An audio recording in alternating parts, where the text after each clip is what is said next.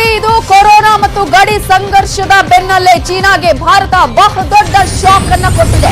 TikTok ಸೇರಿದಂತೆ 59 ಆಪ್ಗಳನ್ನ ban ಮಾಡಲಾಗಿದೆ. ಕೇಂದ್ರ ಸರ್ಕಾರ ಖಡಕ್ ನಿರ್ಧಾರವನ್ನ ತೆಗೆದುಕೊಂಡಿದೆ. ಈಗಾಗಲೇ ಬಾಯ್ಕಾಟ್ ಚೀನಾ ಅನ್ನುವಂತಹ ವಿಚಾರ ಹಲವು ದಿನಗಳಿಂದಲೂ ಕೇಳಿ ಬರ್ತಾ ಇತ್ತು. ಅದೇ ರೀತಿಯಾದ ನಿರ್ಧಾರ ಈಗ ಕೇಂದ್ರ ಸರ್ಕಾರದಿಂದ ಆಗಿದೆ. TikTok, SHAREit, UC browser, WeChat, Helo, Zoom app, CamScanner, BeautyPlus, Club Factory, virus cleaner ಹೀಗೆ ಹಲವು ಆಪ್ಗಳು ಸೇರಿದಂತೆ ಒಟ್ಟಾರೆ 59 ಚೀನಾ ಆಪ್ಗಳನ್ನ ಬ್ಯಾನ್ ಮಾಡಲಾಗಿದೆ. ಸ್ವಾಭಿಮಾನಿ ಭಾರತದ ಈ ಸಂದರ್ಭದಲ್ಲಿ ಈಗ ಭಾರತ ತೆಗೆದುಕೊಂಡ ದಿಟ್ಟ ನಿರ್ಧಾರ ಇದು. ಕೊರೋನಾ ವಿಚಾರ, ಗಡಿ ಸಂಘರ್ಷದ ಈ ಸಂದರ್ಭದಲ್ಲಿ ಭಾರತ ಈಗ ಸ್ವಾವಲಂಬಿ ವಿಚಾರಕ್ಕೆ ಸಂಬಂಧಪಟ್ಟಂತೆ ಖಡಕ್ ನಿರ್ಧಾರವನ್ನ ತೆಗೆದುಕೊಂಡಿದೆ. ಭಾರತ ಈಗಾಗಲೇ 59 ಆಪ್ಗಳನ್ನ, ಅದರಲ್ಲೂ ಕೂಡ ಕೇಂದ್ರ ಸರ್ಕಾರ ತೆಗೆದುಕೊಂಡ ಮಹತ್ವದ ನಿರ್ಧಾರ ಇದು. 59 ಆಪ್ಗಳನ್ನ ಬ್ಯಾನ್ ಮಾಡಿ ಅಂತ ಹೇಳಿ ಕೇಂದ್ರ ಸರ್ಕಾರ ಈಗಾಗಲೇ ಆದೇಶವನ್ನ ಕೂಡ ಹೊರಡಿಸಿದೆ. ಕೇಂದ್ರ ಸರ್ಕಾರದಿಂದ ಖಡಕ್ ನಿರ್ಧಾರವನ್ನ ತೆಗೆದುಕೊಳ್ಳಲಾಗಿದೆ. ಟಿಕ್ಟಾಕ್ ಆಗಿರ್ಬೋದು, ಬಹಳ ಫೇಮಸ್ ಆಗಿರುವ ಸಾಕಷ್ಟು ಆಪ್ಗಳಿದೆ. ಆ ಎಲ್ಲ ಆಪ್ಗಳಿಗೂ ಕೂಡ ಈಗ ನಿರ್ಬಂಧವನ್ನ ಹೇರಲಾಗಿದೆ. ಇದು ಕೇಂದ್ರ ಸರ್ಕಾರದ ಖಡಕ್ ನಿರ್ಧಾರ. ಈಗಾಗಲೇ ಒಂದು ರೀತಿಯಲ್ಲಿ ಚೀನಾಗೆ ಯಾವ ರೀತಿಯಾಗಿ ಆರ್ಥಿಕವಾಗಿ ಈಗ ನಾವು ಪೆಟ್ಟನ್ನ ಕೊಡಬಹುದು, ಹೊಡೆತವನ್ನ ನೀಡಬಹುದು, ಅಂತಹ ಎಲ್ಲಾ ಪ್ರಯತ್ನಗಳನ್ನ ಭಾರತ ಮಾಡ್ತಾ ಇರೋದನ್ನ ನಾವು ನೋಡಬಹುದು. ಚೀನಾದ 59 ಆಪ್ಗಳನ್ನ ಬ್ಯಾನ್ ಮಾಡಿದೆ ಈಗ ಕೇಂದ್ರ ಸರ್ಕಾರ. ಇವೆಲ್ಲರ ಬಗ್ಗೆ ಡೀಟೇಲ್ಸ್ ಕೊಡೋದಕ್ಕೆ ನಮ್ಮ ರಿಪೋರ್ಟರ್ ಧರಣೇಶ್ ಬುಕ್ಕನಕೆರೆ ಈಗ ಫೋನ್ ಸಂಪರ್ಕದಲ್ಲಿದ್ದಾರೆ. ಧರಣೇಶ್, ಒಂದು ರೀತಿಯಲ್ಲಿ ಕೊರೋನಾ ಮತ್ತು ಗಡಿ ಸಂಘರ್ಷದ ಸಂದರ್ಭದಲ್ಲೇ ಚೀನಾಗೆ ಈಗ ಭಾರತ ಆರ್ಥಿಕವಾಗಿ ಹೊಡೆತವನ್ನ ಕೊಡುವಂತಹ ಪ್ರಯತ್ನ ಕೂಡ ಆಗಿದೆ. ಯಾವಾಗಿನಿಂದಲೇ ಬ್ಯಾನ್ ಆಗತ್ತೆ ಈ ಎಲ್ಲಾ ಆಪ್ಗಳು? ಇನ್ನು ಮುಂದೆ ಯಾರು ಕೂಡ ಯೂಸ್ ಮಾಡಂಗಿಲ್ವಾ, ಹೇಗೆ?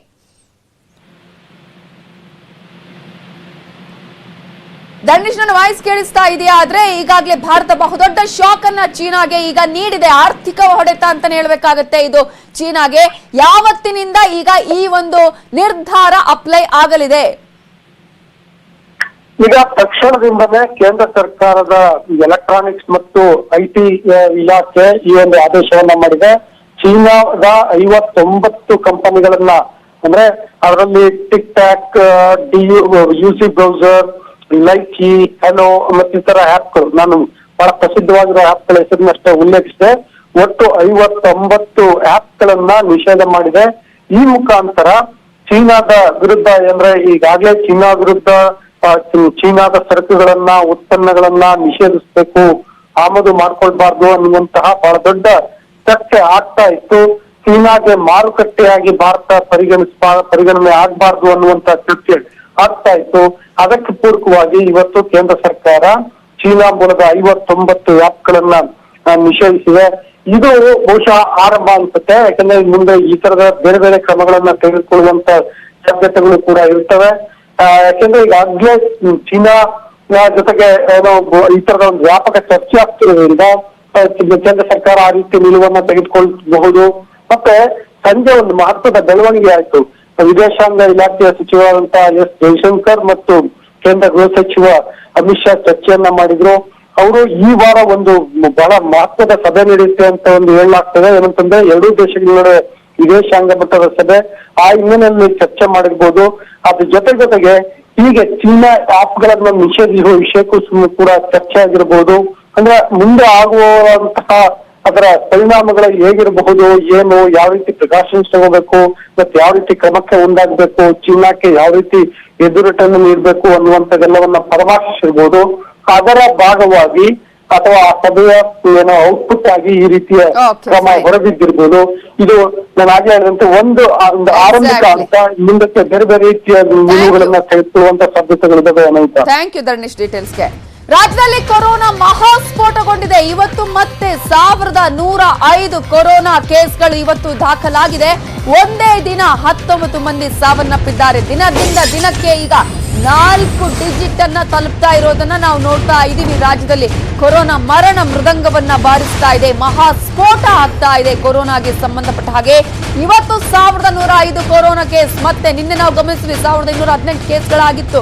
ಇವತ್ತು ಮತ್ತೆ ಈಗ 1000ದ ಚಿಲ್ಲರೆ ಅಂದ್ರೆ 1105 ಕೇಸ್ಗಳು ದಾಖಲಾಗಿದೆ. 19 ಮಂದಿ ಇದೇ ಕೊರೋನಾಗೆ ಇವತ್ತು ಸಾವನ್ನಪ್ಪಿದ್ದಾರೆ. ನಿನ್ನೆ 16 ಮಂದಿ ಸಾವನ್ನಪ್ಪಿದ್ರು. ಬೆಂಗಳೂರಲ್ಲಿ ಸೋಂಕಿನ ಸುನಾಮಿ ಈಗ ಹೇಳ್ತಾ ಇರೋದನ್ನ ನಾವು ನೋಡ್ತಾ ಇದೀವಿ. ಬರೋಬ್ಬರಿ 738 ಕೇಸ್ ಬೆಂಗಳೂರಲ್ಲಿ. ಮಹಾನಗರ ಬೆಂಗಳೂರಿಗೆ ಇದು ಬಿಗ್ ಶಾಕ್. ದಿನದಿಂದ ದಿನಕ್ಕೆ ಈಗ 3 ಅಂಕಿ ಬಿಡಿ, ಈಗ 500ರ ಮೇಲನೆ ಇರೋದನ್ನ ನಾವು ನೋಡ್ತಾ ಇದೀವಿ. ಪ್ರತಿದಿನ ಕೂಡ ಬೆಂಗಳೂರಲ್ಲಿ ಸೋಂಕಿನ ಸಂಖ್ಯೆ ಎಲ್ಲರಿಗೂ ಕೂಡ ಆತಂಕಕ್ಕೆ ಇದುವೇ ಕಾರಣ ಆಗ್ತಾ ಇರೋದು. ಯಾಕಂದ್ರೆ ಬೇರೆ ಬೇರೆ ಜಿಲ್ಲೆಗಳಲ್ಲಿ ಕಡಿಮೆ ಆಗ್ತಾ ಬರ್ತಾ ಇದ್ರೆ, ಬಟ್ ಈಗ ಬೆಂಗಳೂರಲ್ಲಿ ಸೋಂಕಿನ ಪ್ರಮಾಣ ಅತ್ಯಂತ ಏರಿಕೆ ಆಗ್ತಾ ಇರೋದನ್ನ ನಾವು ನೋಡ್ತಾ ಇದೀವಿ. ಇದು ಇಡೀ ಒಂದು ಬೆಂಗಳೂರಿಗೆ ಬಿಗ್ ಶಾಕ್. ರಾಜ್ಯದಲ್ಲಿ ಕೊರೋನಾ ಮಹಾಸ್ಫೋಟ ಆಗ್ತಾ ಇದೆ. ಯಾವ ಸಂದರ್ಭದಲ್ಲಿ ಈಗ ನಾವು ಲೆಕ್ಕಾಚಾರವನ್ನ ನೋಡ್ತೀವೋ 1105ರಲ್ಲಿ 738 ಕೇಸ್ಗಳು ಬೆಂಗಳೂರಿನದ್ದೇ ಕೇಸ್. ಪ್ರತಿದಿನ ಕೂಡ ಇಂತಹದ್ದೇ ಸಿಚುವೇಶನ್ ಈಗ ಬೆಂಗಳೂರಿಗೆ ಆಗ್ತಾ ಇರೋದನ್ನ ನಾವು ನೋಡ್ತಾ ಇದ್ದೀವಿ. ಇದೇ ಈಗ ಆತಂಕಕ್ಕೆ ಕಾರಣ ಆಗ್ತಾ ಇರೋದು. ಕೇಸ್ಗಳ ಸಂಖ್ಯೆ ಜಾಸ್ತಿ ಆಗ್ತಾ ಇದೆ, ಆದ್ರೆ ಮತ್ತೊಂದು ಕಡೆಯಲ್ಲಿ ಈಗ ಅದಕ್ಕೆ ಬೇಕಾದ ಫೆಸಿಲಿಟಿ, ಚಿಕಿತ್ಸೆಗೆ ಬೇಕಾದಂತಹ ಫೆಸಿಲಿಟಿಗಳು ಇರೋದಿಲ್ಲ. ಅದೇ ಕಾರಣಕ್ಕಾಗಿ ಸಾಕಷ್ಟು ಆತಂಕಕ್ಕೆ ಒಳಗಾಗಿದೆ ಸರ್ಕಾರ. ಇವೆಲ್ಲವನ್ನ ಮೆಟ್ಟಿ ನಿಂತು ಪ್ರಯತ್ನವನ್ನ ಮಾಡ್ತಾ ಇದೆ. ಆದ್ರೆ ದಿನಕ್ಕೆ ಕೊರೋನಾ ಸೋಂಕಿನ ಹಾವಳಿ ಮಾತ್ರ ಜಾಸ್ತಿ ಆಗ್ತಾ ಇದೆ ಹೊರತು ಕಡಿಮೆ ಆಗ್ತಾ ಇಲ್ಲ.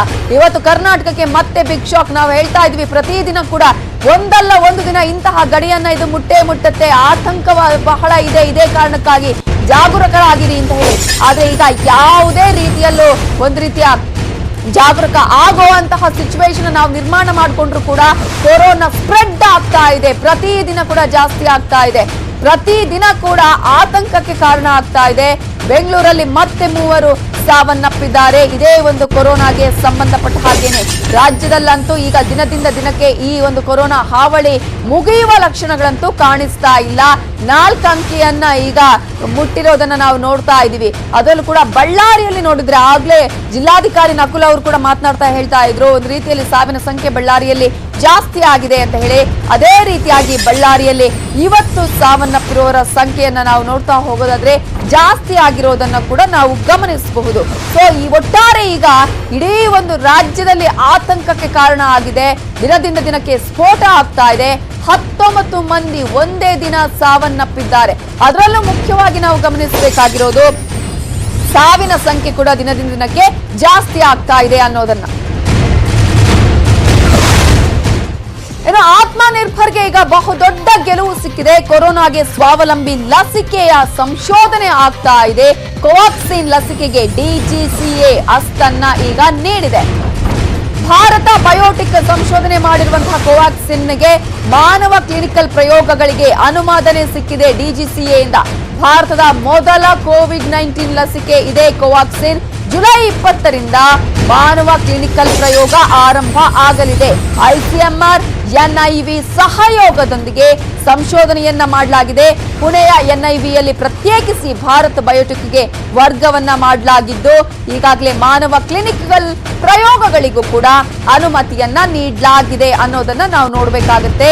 ಐಸಿಎಂಆರ್ ಆಗಿರಬಹುದು ಅಥವಾ ಈಗಾಗಲೇ ಡಿಜಿಸಿ ಅದಕ್ಕೆ ಒಂದು ಓಕೆ ಅನ್ನುವಂತಹ ವಿಚಾರವನ್ನ ಹೇಳಿದೆ. ಭಾರತ ಬಯೋಟೆಕ್ ಸಂಶೋಧಿಸಿದೆ ಇದನ್ನ ಕೋವ್ಯಾಕ್ಸಿನ್ ಅನ್ನುವಂತಹ ಈ ಒಂದು ಲಸಿಕೆಯನ್ನ ಮಾನವ ಕ್ಲಿನಿಕಲ್ ಪ್ರಯೋಗಗಳಿಗೆ ಅನುಮೋದನೆಯನ್ನ ಕೂಡ ಈಗ ನೀಡಲಾಗಿದೆ. ಆತ್ಮನಿರ್ಭರ್ಗೆ ಈ ಮೂಲಕ ಬಹುದೊಡ್ಡ ಗೆಲುವು ಅಂತಾನೆ ಹೇಳಬೇಕಾಗುತ್ತೆ. ಪ್ರತಿ ಬಾರಿ ಕೂಡ ಯಾವುದಾದ್ರೂ ಲಸಿಕೆಯನ್ನ ಕಂಡುಹಿಡಿಯುವ ಸಂದರ್ಭದಲ್ಲಿ ಅಥವಾ ಏನಾದ್ರೂ ಇಂತಹ ಘಟನೆಗಳಾದ ಸಂದರ್ಭದಲ್ಲಿ ಬೇರೆ ದೇಶವನ್ನೇ ಡಿಪೆಂಡ್ ಆಗಬೇಕಾದಂತಹ ಸಿಚುವೇಶನ್ ಭಾರತಕ್ಕೆ ಇತ್ತು. ಬಟ್ ಈಗ ಅವೆಲ್ಲವನ್ನ ಮೆಟ್ಟಿ ನಿಲ್ಲುವಂತಹ ಪ್ರಯತ್ನ ಭಾರತದಿಂದ ಆಗಿದೆ ಅನ್ನೋದಕ್ಕೆ ಇದುವೇ ಬೆಸ್ಟ್ ಎಕ್ಸಾಂಪಲ್.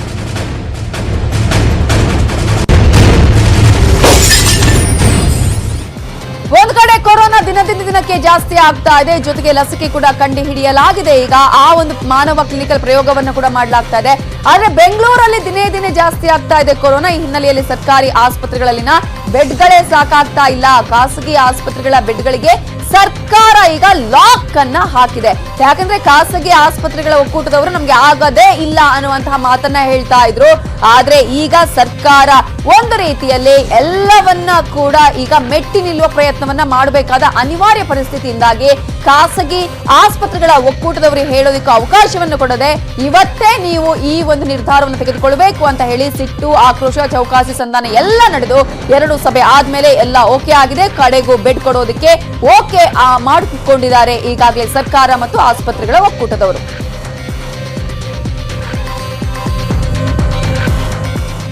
ಹಾಗಾದ್ರೆ ಹೆಚ್ಚುವರಿ ಬೆಡ್ಗಳನ್ನ ಎಲ್ಲೆಲ್ಲಿ ಹಾಕಲಾಗಿದೆ ಅಂದ್ರೆ ಆ ವ್ಯವಸ್ಥೆಯನ್ನ ಎಲ್ಲೆಲ್ಲಿ ಮಾಡಿಕೊಳ್ಳಲಾಗಿದೆ ಅನ್ನೋದನ್ನ ನಾವು ನೋಡ್ತಾ ಹೋಗೋದಾದ್ರೆ ಅರಮನೆ ಮೈದಾನದಲ್ಲಿ 2000 ಬೆಡ್ಗಳನ್ನ ಹಾಕಲಾಗಿದೆ.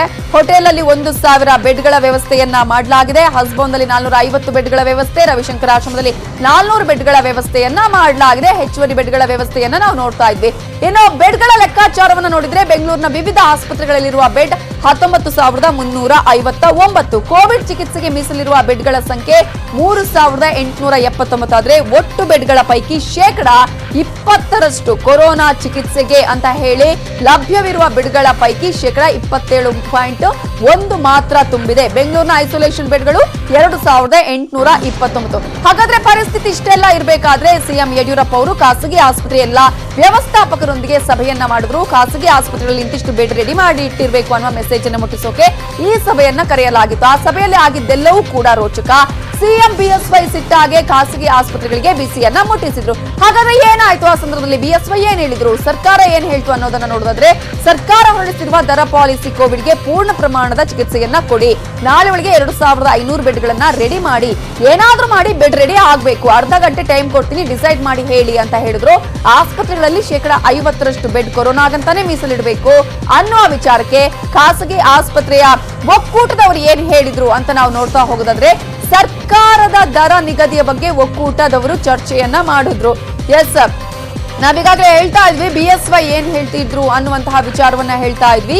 ಅದರ ನಂತರ ಖಾಸಗಿ ಆಸ್ಪತ್ರೆಗಳ ವಿಚಾರ ನಾವು ಪ್ಲೇ ಮಾಡ್ತಾ ಇದೀವಿ. ನೋಡಿ, ಖಾಸಗಿ ಆಸ್ಪತ್ರೆಯವರು ಏನ್ ಹೇಳಿದ್ರು ಅಂತ ನೋಡಿದ್ರೆ ಸರ್ಕಾರದ ದರ ನಿಗದಿಯ ಬಗ್ಗೆ ಒಕ್ಕೂಟದವರು ಚರ್ಚೆಯನ್ನ ಮಾಡಿದ್ರು. ಖಾಸಗಿ ಆಸ್ಪತ್ರೆಯ ವ್ಯವಸ್ಥಾಪಕರು ಚರ್ಚೆಯನ್ನ ಕೂಡ ಮಾಡಿದ್ರು. ಆದ್ರೆ ನಾಳೆ ಒಳಗೆ ಆಗಲ್ಲ ಅನ್ನುವ ವಿಚಾರವನ್ನ ಹೇಳಿದ್ರು. 1 ವಾರ ನಮ್ಗೆ ಟೈಮ್ ಕೊಡಿ ಅಂತ ಕೇಳಿದ್ರು ಅವರು. ಆದ್ರೆ ಅದಕ್ಕೆ ಬಿಎಸ್ವೈ ಏನ್ ಹೇಳಿದ್ರು, ನಾಳೆವರೆಗೆ ಆಗಲ್ಲ ರೀ, ಇವತ್ತೇ ನಿರ್ಧಾರವನ್ನ ಹೇಳಿ ಅಂತ ಹೇಳಿ ಬಿಎಸ್ವೈ ಹೇಳಿದ್ರು. ಸದ್ಯ ನಿಮ್ಮ ಆಸ್ಪತ್ರೆಗಳಲ್ಲಿ ಎಷ್ಟು ಬೆಡ್ಗಳಿದೆ ಅನ್ನುವ ವಿಚಾರವನ್ನ ಕೇಳಿದ್ರು. ಇವಾಗ ಎಷ್ಟು ಮಾಡಬಹುದು ಎಲ್ಲವನ್ನ ಕೂಡ ನಮಗೆ ಇವತ್ತೇ ಹೇಳಬೇಕಾಗತ್ತೆ ಅನ್ನುವಂತಹ ವಿಚಾರವನ್ನ ಕೂಡ ಬಿಎಸ್ ಯಡಿಯೂರಪ್ಪ ಅವರು ಹೇಳಿದ್ರು. ಹೀಗೆ ಹೇಳಿ ಹೊರ ಬಂದಂತಹ ಸಿಎಂ ಹಾಗಾದ್ರೆ ಆ ನಂತರ ಮಾಧ್ಯಮದವ್ರ ಮುಂದೆ ಏನ್ ಹೇಳಿದ್ರು ಅನ್ನೋದನ್ನ ನೋಡಿ. ಇವತ್ತಿಲ್ಲಿ ಚರ್ಚೆ ಮಾಡಿ ಒಂದು ತೀರ್ಮಾನ ತಗೊಂಡು ನಾಳೆ ಒಳಗಾಗಿ ನಾವು 2,500 ಬೆಡ್ಗಳನ್ನು ನಿಮ್ಮ ಆಸ್ಪತ್ರೆಯಲ್ಲಿ ಕೊಡಲೇಬೇಕು. ನಮ್ಮ ಬೆಡ್ಗಳ ಕೊರತೆ ಇದೆ, ಮತ್ತೆ ಅಲ್ಲಿ ಎಲ್ಲ ತರ ಟ್ರೀಟ್ಮೆಂಟ್ ವ್ಯವಸ್ಥೆ ನೀವು ಮಾಡಬೇಕು ಅಂತ ಹೇಳಿದ್ದೇನೆ. ಅವ್ರು ಒಪ್ಕೊಂಡು ನಾವು ಚರ್ಚೆ ಮಾಡ್ತೇವೆ ಅಂತ ಹೇಳಿದ್ದಾರೆ. ಅದಕ್ಕೋಸ್ಕರ ನಾವು ಹೊರಗಡೆ ಬಂದಿದ್ದೇವೆ. ದರ ಫಾಲೋ ಮಾಡ್ತಾರ ಅಂತ, ದರ ಈಗ ನಿಗದಿ ಮಾಡಿದಿರಲ್ಲ ಅದನ್ನ ಫಾಲೋ ಮಾಡ್ತಾರ ಅಂತ ಮಾಡಲೇಬೇಕು, ಮಾಡ್ತಾರೆ. ಹಾಗಾದ್ರೆ ಖಾಸಗಿ ಆಸ್ಪತ್ರೆಗಳನ್ನ ಬಗ್ಗು ಬಡಿಯೋದಕ್ಕೆ ಯಾವ ರೀತಿಯ ಬ್ರಹ್ಮಾಸ್ತ್ರವನ್ನ ಇಲ್ಲಿ ಹೆಣೆಯಲಾಗಿತ್ತು ಅಂತ ನಾವು ನೋಡ್ತಾ ಹೋಗೋದಾದ್ರೆ ಸರ್ಕಾರದ ಮಾತನ್ನ ಏನಾದ್ರೂ ಕೇಳದಿದ್ರೆ ಒಂದು ರೀತಿಯ ರೆಡಿ ಆಗಿತ್ತು ಪ್ಲಾನ್ ಬಿ. ಖಾಸಗಿ ಆಸ್ಪತ್ರೆಗಳ ವಿರುದ್ಧ ಬ್ರಹ್ಮಾಸ್ತ್ರಕ್ಕೆ ಸರ್ಕಾರ ಪ್ಲಾನ್ ಅನ್ನ ಕೂಡ ಮಾಡಿಕೊಂಡಿತ್ತು. ವಿದ್ಯುತ್ ಆಗಿರ್ಬೋದು, ನೀರಾಗಿರ್ಬೋದು, ಮೂಲಭೂತ ಸೌಕರ್ಯಗಳನ್ನೇ ಬಂದ್ ಮಾಡ್ತೀವಿ. ಇದು ದೊಡ್ಡ ಶಾಕ್ ಆಗಿರೋದು ಖಾಸಗಿ ಆಸ್ಪತ್ರೆಗಳ ಒಕ್ಕೂಟದವರಿಗೆ. ಎಲ್ಲಾ ಖಾಸಗಿ ಆಸ್ಪತ್ರೆಗಳನ್ನ ಸರ್ಕಾರದ ನಿಯಂತ್ರಣದಲ್ಲಿ ಇಟ್ಕೊಳ್ತೇವೆ, ಇದು ಮತ್ತೊಂದು ಶಾಕ್. ಡಿಸಿ ಮೂಲಕ ಕಾನೂನು ಅಸ್ತ್ರವನ್ನ ಬಳಸಿಕೊಳ್ಳೋದಕ್ಕೆ ಮೌಖಿಕ ಸೂಚನೆಯನ್ನ ಕೂಡ ನೀಡಲಾಯಿತು. ಮೊದಲ ಹಂತದಲ್ಲಿ ವಿದ್ಯುತ್, ನೀರನ್ನ ಬಂದ್ ಮಾಡುವಂತಹ ಪ್ರಯತ್ನ, ಅನಂತರ ಸರ್ಕಾರದ ಮಾತು ಕೇಳದಿದ್ರೆ ಪ್ಲಾನ್ ಬಿ ಕೂಡ ರೆಡಿಯಾಗಿತ್ತು. ಗೌಪ್ಯವಾಗಿ ಕಾರ್ಯಸೂಚಿಯನ್ನ ಮಾಡಿಕೊಂಡಿತ್ತು ಸರ್ಕಾರ. ಹೀಗೆ ಸಿಎಂ ಎಚ್ಚರಿಕೆ ಕೊಟ್ಟು ಹೋದ ಮೇಲೆ ಖಾಸಗಿ ಆಸ್ಪತ್ರೆಯ ವ್ಯವಸ್ಥಾಪಕರ ಜೊತೆ ಡಿಸಿಎಂ ಅಶ್ವಥ್ ನಾರಾಯಣ್ ಸಭೆಯನ್ನ ಮಾಡಿದ್ರು. ಸಿಎಂ ಹಾಕಿರುವಂತಹ ಕಂಡೀಷನ್ಗಳ ಬಗ್ಗೆ ಅವರು ಚರ್ಚೆಯನ್ನ ಮಾಡಿದ್ರು. ಆ ನಂತರ ಏನಾಯ್ತು, ಡಿಸಿಎಂ ಏನ್ ಹೇಳಿದ್ರು ಅಂತ ನೋಡೋದಾದ್ರೆ ಕೋವಿಡ್ ನಿಯಂತ್ರಣಕ್ಕೆ ಸರ್ಕಾರ ಪ್ರಯತ್ನವನ್ನ ಮಾಡ್ತಾ ಇದೆ. ಸರ್ಕಾರದ ಜೊತೆಗೆ ನೀವೆಲ್ಲರೂ ಕೂಡ ಅಂದ್ರೆ ಖಾಸಗಿ ಆಸ್ಪತ್ರೆಗಳು ಕೂಡ ಕೈ ಜೋಡಿಸಬೇಕಾಗತ್ತೆ. ಸಿಎಂ ಹೇಳಿದಂತೆ 50% ಬೆಡ್ಗಳನ್ನ ಮೀಸಲಿಡಿ ಅಂತ ಹೇಳಿದ್ರು ಡಿಸಿಎಂ ಆಗಿರುವಂತಹ ಅಶ್ವಥ್ ನಾರಾಯಣ್ ಅವರು. ಅದಕ್ಕೆ ಖಾಸಗಿ ಆಸ್ಪತ್ರೆಗಳ ಒಕ್ಕೂಟದವರು ಏನ್ ಹೇಳಕ್ ಹೋಯ್ತು ಅಂತ ನಾವು ನೋಡೋದಾದ್ರೆ ಸಮಸ್ಯೆಗಳ ನೆಪವನ್ನ ಒಡ್ಡಿದ್ರು. ಖಾಸಗಿ ಆಸ್ಪತ್ರೆಯವರು ಅದಿಲ್ಲ ಇದಿಲ್ಲ, ನಮ್ಮಲ್ಲೂ ಸಮಸ್ಯೆಗಳಿವೆ ಅಂತ ಹೇಳಿ ಪಟ್ಟನ್ನ ಹಿಡಿದ್ರು. ಆಗೋದೇ ಇಲ್ಲ ಅಂತ ಹೇಳಿ ಸಿಎಂ ಮುಂದೆ ಹೇಳಿದ್ದನ್ನೇ ಇಲ್ಲೂ ರಿಪೀಟ್ ಮಾಡಿದ್ರು. ಆ ನಂತರ ಡಿಸಿಎಂ ಮತ್ತು ಸಚಿವರ ಆರ್ ಅಶೋಕ್ ಕೂಡ ಅಲ್ಲಿಗೆ ಬರ್ತಾರೆ. ನಾವಿಷ್ಟು ಕ್ರಮವನ್ನ ಕೈಗೊಂಡಿದ್ದೇವೆ, ಬಸವರಾಜ ಬೊಮ್ಮಾಯಿ ಕೂಡ ಅಲ್ಲಿ ಬರ್ತಾರೆ, ನೀವು ಕೈ ಜೋಡಿಸಿ ಅಂತ ಕೇಳ್ತಾರೆ. ಸಂಕಷ್ಟದ ಪರಿಸ್ಥಿತಿಯಲ್ಲಿ ಇರುವಾಗ ತಾವು ಒಪ್ಪಬೇಕಾಗತ್ತೆ ಅಂತ ಹೇಳಿದಾಗ ಖಾಸಗಿ ಆಸ್ಪತ್ರೆಗಳ ಒಕ್ಕೂಟದವರು 2,500 ಬೆಡ್ಗಳನ್ನ ಕೊಡ್ತೇವೆ, ನಾನ್ ಕೋವಿಡ್ ರೋಗಿಗಳಿಗೂ ಚಿಕಿತ್ಸೆಯನ್ನ ಕೊಡುವ ಸಂದರ್ಭದಲ್ಲಿ ಹೋಟೆಲ್ಗಳಲ್ಲಿ ನಾನ್ ಕೋವಿಡ್ಗೆ ಚಿಕಿತ್ಸೆಯನ್ನ ಕೊಡಿ, ಹೋಟೆಲ್ಗಳಿಗೆ ಪೊಲೀಸ್ ಭದ್ರತೆಯನ್ನ ಕೊಡಬೇಕು ಅಂತ ಹೇಳ್ತಾರೆ. ಆಗ ಡಿಸಿಎಂ ಮತ್ತು ಸಚಿವರು ಪೊಲೀಸ್ ಭದ್ರತೆಯನ್ನ ಕೊಡ್ತೇವೆ ಅನ್ನುವಂತಹ ಭರವಸೆಯನ್ನ ನೀಡಿದ್ರು. ಇನ್ನು ಸಿಎಂ ಖಡಕ್ ವಾರ್ನಿಂಗ್ಗೆ ಬಗ್ಗಿದ ಖಾಸಗಿ ಆಸ್ಪತ್ರೆಗಳು ವಾರದ ಒಳಗೆ 1,500 ಬೆಡ್ ಒದಗಿಸೋದಕ್ಕೆ ನಿರ್ಧಾರವನ್ನ ಮಾಡಿದ್ವು. ಮತ್ತೊಂದು ವಾರದೊಳಗೆ ಇನ್ನೂ 1,000 ಬೆಡ್ಗೆ ಸಮ್ಮತಿಯನ್ನ ಕೂಡ ಸೂಚಿಸಿವೆ. ಹಾಗಾಗಿ ಸಿಎಂ ಖಡಕ್ ವಾರ್ನಿಂಗ್ಗೆ ಆಸ್ಪತ್ರೆಗಳು ಕೂಡ ಬಗ್ಗಿದ್ವು. ಅಲ್ಲಿ ವಾರದ ಒಳಗೆ 1,000 ಬೆಡ್ ಅಂದ್ರೆ 1,500, ಹಾಗೆಯೇ ಆ ನಂತರ ಮತ್ತೊಂದು 1,000 ಬೆಡ್ಗೆ ಸಮ್ಮತಿಯನ್ನ ನೀಡಿವೆ. ನಾವೇನು ಸಲಹೆಯನ್ನು ಕೊಟ್ಟಿದ್ರೆ ಆ 50%ಗೆ ಕಡಿಮೆ ಆಗದ ರೀತಿಯಾಗಿ ಒಪ್ಕೊಂಡಿದ್ದಾರೆ. ಎಕ್ಸಾಕ್ಟ್ 50% ಬೆಡ್ಗಳನ್ನು ಅವರು ಕೊಡ್ತೀನಿ ಅಂತ ಒಪ್ಕೊಂಡಿದ್ದಾರೆ. ಅದಕ್ಕೆ ಟೈಮ್ ಬೌಂಡಿಂಗು ಕೊಟ್ಟಿದ್ದಾರೆ. ಪ್ರಾರಂಭದಲ್ಲಿ ನಾಳೆ ಎಷ್ಟು ಕೊಡ್ತೀರಿ, ಸುಮಾರು 750 ಬೆಡ್ಗಳು ನಾಳೆ ನಾವು ಇಮಿಡಿಯೇಟಾಗಿ ಟ್ರಾನ್ಸ್ಫರ್ ಮಾಡ್ತೀವಿ. ಅದಾದಮೇಲೆ ಹಂತವಾಗಿ ಒಂದು ವಾರದೊಳಗೆ ಎಲ್ಲ ಬೆಡ್ಗಳು ಅಂದರೆ 2,000 ಬೆಡ್ಗಳು ನಮಗೆ ಸಿಗೋ ರೀತಿ ಆಗ್ತದೆ. ಯಾರು ಸಿಂಟಮೆಟಿಕ್ ಇದ್ದಾರೆ ಅವ್ರು ಮಾತ್ರ ಇದರಲ್ಲಿ ಅಡ್ಮಿಟ್ ಮಾಡುವಂಥ ವ್ಯವಸ್ಥೆಯನ್ನು ಸರ್ಕಾರ ಮೀಟಿಂಗ್ ಕರೆದಿತ್ತು ಇವತ್ತು.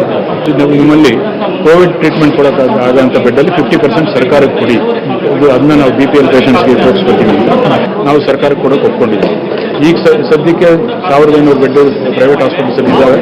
ಅದರಲ್ಲಿ 750 ಬೆಡ್ ಅಷ್ಟು ನಾಳೆ ನಾವು ಸರ್ಕಾರಕ್ಕೆ ಹ್ಯಾಂಡ್ ಓವರ್ ಮಾಡಲಿಕ್ಕೆ ಒಪ್ಕೊಂಡಿದ್ದೀವಿ. ಆ್ಯಂಡ್ ಇನ್ನೊಂದು ವಾರ 10 ದಿವಸದಲ್ಲಿ ಇನ್ನೊಂದು 500 ಬೆಡ್ ರೆಡಿ ಆಗುತ್ತೆ. ಅದರಲ್ಲೂ ಒಂದು 250 ಬೆಡ್ ನಾವು ಸರ್ಕಾರಕ್ಕೆ ಕೊಡೋಕೆ. ಇಷ್ಟೆಲ್ಲ ಕೊರೋನಾ ಸ್ಫೋಟ ಆಗ್ತಾ ಇರುವಂತಹ ಈ ಸಂದರ್ಭದಲ್ಲಿ ಖಾಸಗಿ ಆಸ್ಪತ್ರೆಗಳು ಕೂಡ ಈಗ ಒಪ್ಪಿಗೆಯನ್ನ ಕೊಟ್ಟಿವೆ. ಆದ್ರೆ ಕೊರೋನಾ ಸಂಕಷ್ಟದ ಸಂದರ್ಭ ಇದು, ಲಾಕ್ಡೌನ್ ಆಗುತ್ತಾ ಆ ಮುನ್ಸೂಚನೆ ಸಿಕ್ಕಿದೆ. ಹಾಗಾದ್ರೆ ಮುನ್ಸೂಚನೆ ಏನು ಅನ್ನೋದನ್ನ ಹೇಳ್ತೀವಿ ಬ್ರೇಕ್ ಆದ್ಮೇಲೆ. Welcome back. ಈಗಾಗಲೇ ಕೊರೋನಾ ಮಹಾಸ್ಫೋಟ ಆಗ್ತಾ ಇದೆ ದಿನದಿಂದ ದಿನಕ್ಕೆ. ಇಂತಹ ಸಂದರ್ಭದಲ್ಲಿ ಕೊರೋನಾವನ್ನ ಕಟ್ಟಿ ಹಾಕುವಂತಹ ಪ್ರಯತ್ನ ಬಹಳ ಕಷ್ಟ ಆಗ್ತಾ ಇದೆ ಸರ್ಕಾರಕ್ಕೆ. ಲಾಕ್ಡೌನ್ ಒಂದೇ ಇದಕ್ಕೆ ಪರಿಹಾರ ಅನ್ನುವ ಐಡಿಯಾ ಮತ್ತೆ ಸರ್ಕಾರದ ತಲೆಯಲ್ಲಿ ಗಿರಕಿ ಹೊಡೆಯೋದಕ್ಕೆ ಶುರುವಾಗಿದೆ. SSLC ಎಕ್ಸಾಮ್ ಮುಗಿದ ಬಳಿಕ ಮತ್ತೆ ಇಡೀ ರಾಜ್ಯ ಲಾಕ್ ಆಗಲಿದೆ. ಅದರ ಮುನ್ಸೂಚನೆ ಕೊಟ್ಟಿರೋದು ಸರ್ಕಾರ. ಎಲ್ಲದಕ್ಕೂ ನೀವು 7ನೇ ತಾರೀಕು ಕಾಯಬೇಕು ಅಂತ ನನಗನ್ಸ್ತೈತೆ. ಈ ಒಂದು ವೈರಸ್ ಇರ್ಬೋದು, ಇನ್ನೂ 6 ತಿಂಗಳು ಇರ್ಬೋದು. SSLC ಎಕ್ಸಾಮ್ ಮುಗಿದ ತಕ್ಷಣ ಹೊಸ ಮಾರ್ಗಸೂಚಿ ರೆಡಿ ಆಗ್ತಿದೆಯಾ? ರೆಡಿ ಆಗ್ತಾ ಇದೆ.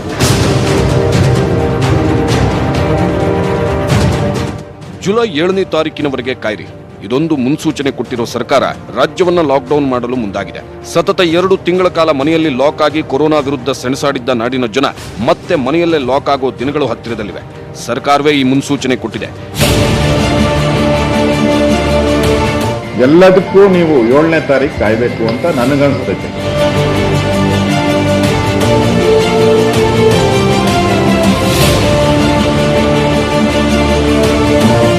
ಇನ್ನೂ 6 ತಿಂಗಳ ಕಾಲ ಕೊರೋನಾ ಇರುತ್ತೆ. SSLC ಎಕ್ಸಾಮ್ ಬಳಿಕ ರಾಜ್ಯ ಮತ್ತೆ ಲಾಕ್ಡೌನ್. ಜುಲೈ 7ರ ಬಳಿಕ ಕರುನಾಡಲ್ಲಿ ಮತ್ತಷ್ಟು ಕಠಿಣ ಕ್ರಮ. ಜುಲೈ ಮತ್ತು ಆಗಸ್ಟ್ ಅಲ್ಲಿ ಇನ್ನೂ ಸಂಖ್ಯೆ ಜಾಸ್ತಿ. ಕರ್ನಾಟಕದಲ್ಲೂ ಆಗ್ಬೋದು, ಬೆಂಗಳೂರಲ್ಲೂ ಆಗ್ಬೋದು.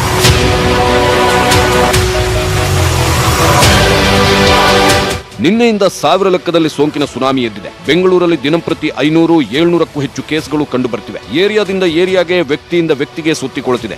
ಸೋಂಕು ಕಟ್ಟಿಹಾಕಲು ಸರ್ಕಾರ ಪರದಾಡುತ್ತಿದ್ದು ಪ್ರತಿದಿನ ಹೊಸ ಯೋಜನೆ, ಹೊಸ ಲೆಕ್ಕಾಚಾರ ಮಾಡುತ್ತಿದೆ. ಇದರ ಮುಂದುವರೆದ ಭಾಗವಾಗಿ ಜುಲೈ 7ರಿಂದ ಮತ್ತೆ ರಾಜ್ಯದಲ್ಲಿ ಲಾಕ್ಡೌನ್ ಜಾರಿ ತರಲು ಮುಂದಾಗಿದೆ. ಇದರ ಕುರುಹು ಕೊಟ್ಟಿರುವ ಸಚಿವ ಆರ್ ಅಶೋಕ್ ಇನ್ನೂ 6 ತಿಂಗಳು ಚಿಕಿತ್ಸೆಗೆ ಸನ್ನದ್ಧರಾಗಿರಿ ಎಂದು ವೈದ್ಯರಿಗೆ ಕರೆ ನೀಡಿದ್ದಾರೆ. ಈ ಮೂಲಕ ಸೋಂಕು ಇನ್ನೂ 6 ತಿಂಗಳ ಕಾಲ ಕಾಡಲಿದೆ ಅನ್ನೋದು ಕನ್ಫರ್ಮ್. ಆಸ್ಪತ್ರೆಗಳಲ್ಲಿ ನಿರ್ವಹಿಸಿರತಕ್ಕಂಥ ಎಲ್ಲ ವೈದ್ಯರು ಮತ್ತು ವೈದ್ಯಕೀಯ ಸಿಬ್ಬಂದಿ ಏನಿದ್ದಾರೆ ಅವರು ಇನ್ನು 6 ತಿಂಗಳ ಕಾಲ COVID-19 ನಿಯಂತ್ರಣಗೊಳ್ಳುವವರೆಗೂ ಮಾನಸಿಕವಾಗಿ ಸಿದ್ಧರಾಗಬೇಕು ಅಂತೇಳಿ ಅವರೆಲ್ಲರ ಹತ್ರನೂ ವಿನಂತಿ ಮಾಡಿದ್ದೀನಿ. ಜುಲೈ ಆಗಸ್ಟ್ನಲ್ಲಿ ಸೋಂಕು ಹೆಚ್ಚಾಗಲಿದೆ. ಲಾಕ್ಡೌನ್ ನಿರ್ಧಾರ ಜುಲೈ 7ರಂದು ಅಂತಿಮ.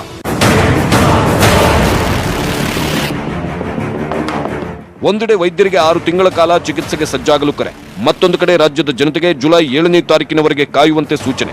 ಈ ಮೂಲಕ ಕೊರೋನಾ ಮುಂದಿನ ತಿಂಗಳಲ್ಲಿ ಇನ್ನೂ ಹೆಚ್ಚಾಗಲಿದ್ದು ಜುಲೈ 7ರ ನಂತರ ಲಾಕ್ಡೌನ್ ಜಾರಿ ಬಗ್ಗೆ ಅಂತಿಮ ನಿರ್ಧಾರ ಹೊರಬೀಳಲಿದೆ. ಜುಲೈ ಮತ್ತು ಆಗಸ್ಟ್ ಅಲ್ಲಿ ಭಾರತದಲ್ಲೂ ಜಾಸ್ತಿ ಆಗ್ಬೋದು, ಕರ್ನಾಟಕದಲ್ಲೂ ಆಗ್ಬೋದು, ಬೆಂಗಳೂರಲ್ಲೂ ಆಗ್ಬೋದು ಅಂತ ಇದೆ.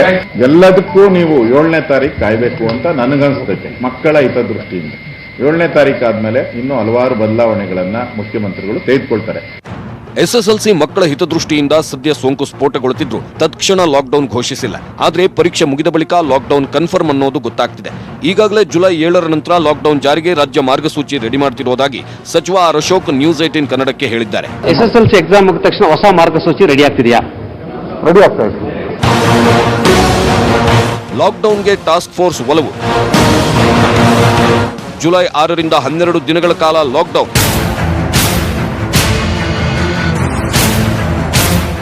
ಲಾಕ್ಡೌನ್ ಬೇಕಾ ಬೇಡವಾ? ಲಾಕ್ಡೌನ್ನಿಂದ ಸೋಂಕು ಕಟ್ಟಿಹಾಕೋಕೆ ಸಾಧ್ಯನಾ ಅನ್ನೋ ಚರ್ಚೆ ಮಧ್ಯೆ ಕೋವಿಡ್ ಟಾಸ್ಕ್ ಫೋರ್ಸ್ ಲಾಕ್ಡೌನ್ ಬಗ್ಗೆ ಒಲವು ತೋರಿದೆ. ಇಂದು ಸಿಎಂ ನೇತೃತ್ವದಲ್ಲಿ ಕೋವಿಡ್ ಟಾಸ್ಕ್ ಫೋರ್ಸ್ ಸಭೆ ನಡೆಯಿತು. ಸಭೆಯಲ್ಲಿನ ಕೆಲ ಸದಸ್ಯರು ಲಾಕ್ಡೌನ್ ಮಾಡುವ ಬಗ್ಗೆ ಚರ್ಚಿಸಿದ್ರು.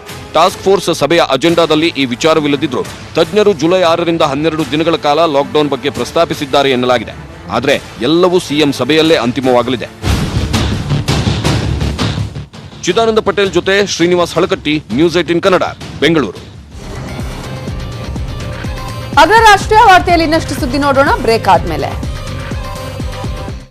ಹೊರಹಾಕಿದ ಕಾಂಗ್ರೆಸ್ ನಾಯಕರು ಕೇಂದ್ರ ಸರ್ಕಾರದ ವಿರುದ್ಧ ವಾಗ್ದಾಳಿ ಮಾಡಿದ್ರು. ರಾಜಭವನಕ್ಕೂ ತೆರಳಿ ರಾಜ್ಯಪಾಲರಿಗೆ ದೂರು ಕೊಟ್ಟರು. ಸಾಮಾಜಿಕ ಅಂತರವನ್ನ ಮರೆತು ಕಾಂಗ್ರೆಸ್ ನಾಯಕರು ಪ್ರತಿಭಟನೆ ನಡೆಸಿದರ ವಿರುದ್ಧ ಕ್ರಮ ಕೈಗೊಳ್ಳಬೇಕು ಅನ್ನೋ ಕೂಗಿಗೆ ಡಿಕೆ ಶಿವಕುಮಾರ್ ಗುಡುಗಿದ್ದಾರೆ. ಡಿಸಿಪಿ ಯಾವ ಕೇಸನ್ನಾದ್ರೂ ಹಾಕ್ಲಿ, ಕೇಸ್ಗಳಿಗೆ ಹೆದರಿ ಕೂರುವನಲ್ಲ ಅಂತ ಡಿಕೆಶಿ ಟಾಂಗ್ ಅನ್ನ ಕೊಟ್ರು. ನಾವು ಕೇಸು, ಈ ಜೈಲು, ಈ ಅವರ ಎದಕ್ಕೆ ಇವಕ್ಕೆಲ್ಲ ಎದುರೋರೆಲ್ಲ ಕಾಂಗ್ರೆಸ್ ಅವರು. ನಮ್ಮ ಪ್ರಾಣಗಳನ್ನೇ ನಾವು ತ್ಯಾಗ ಮಾಡಿ ಹೋರಾಟವನ್ನ ಮಾಡ್ಕೊಂಡು ಬಂದಂತವ್ರು. ಈ ಡೀಸೆಲ್ ಪೆಟ್ರೋಲ್ ಬೆಲೆನ ಏರಿಕೆ ಮಾಡಿಬಿಟ್ಟು ದಿನ ಜನರನ್ನ ಈ ಪೆಟ್ರೋಲ್ ಡೀಸೆಲ್ ಇಂದಾನೆ ಸುಡ್ತಾ ಇದ್ದಾರೆ. ಡಿಸಿಪಿ ಏನ್ ಕೇಸ್ ಬೇಕಾದ್ರೆ ಹಾಕೊಳ್ಳಿ, ಡಿಸಿಪಿ ಎಲ್ಲ ಯಾವ್ಯಾವ ಕೇಸ್ ಹಾಕಿದ್ರು ನಾವೇನ್ ಜಗ್ಗಿಲ್ಲ. ಇನ್ನು ಮುಂದೆ ಕೇಸ್ ಹಾಕ್ತಾರೆ ಅಂತ ನಮ್ಗೆ ಗೊತ್ತು.